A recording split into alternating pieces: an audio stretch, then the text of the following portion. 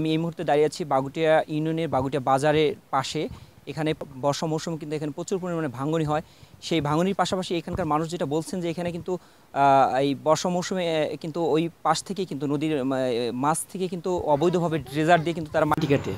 এখানে কিন্তু আসলে যেখানে তারা বলছেন যে এখানে থেকে আরও ৩-৪ মাইল দূরে তাদের ড্রেজারের মাটি কাটার যে পারমিশনটা পেয়েছে তারা, সেখানে কিন্তু এখানে কিন্তু উত্তরে এসে কিন্তু তারা এখানে ড্রেজার দিয়ে অবৈধভাবে মাটি কাটছে। এটাও কিন্তু একটা কারণ হিসেবে দাঁড় করেছেন এই এলাকার মানুষ। যে এখানে আপনারা দেখতে পাচ্ছেন যে এই বাগুটিয়া বাজারের পাশে কিন্তু এখানে প্রাইমারি স্কুল ছিল, সেটাও কিন্তু নদীর গর্ভে বিলীন হয়ে গেছে। ইতিমধ্যেই কিন্তু এই এলাকার কিন্তু অসংখ্য বাড়িঘর কিন্তু নদী গর্ভে বিলীন হয়েছে, সেই সাথে কিন্তু বাজার এবং কি বিভিন্ন স্থাপনাগুলো কিন্তু নদী গর্ভে বিলীন হয়ে গেছে।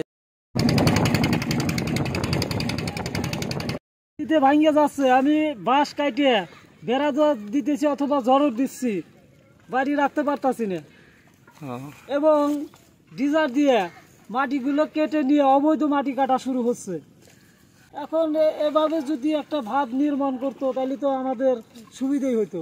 তারপরে যে ড্রেজারে ক্ষতি করতেছে না, আরো জায়গা তো লাগিয়ে যাইতেছে, ড্রেজারে মাটি কাটতেছে, এটা ফিরে পারি না, ওরা খুব পাখি হয় বারবার ডেলি আসে, ডেলি খেদাই, ডেলি আসে, ডেলি দাবাই, ডেলি আসে ড্রেজারে লাগা।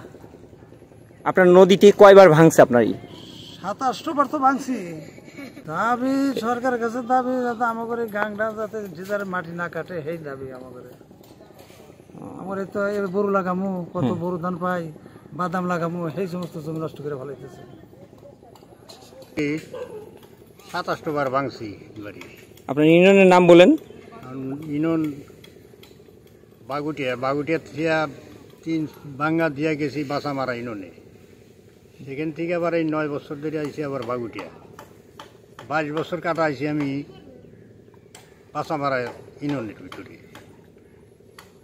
এনে এই আইসি 9 বছর ধরে আইসি।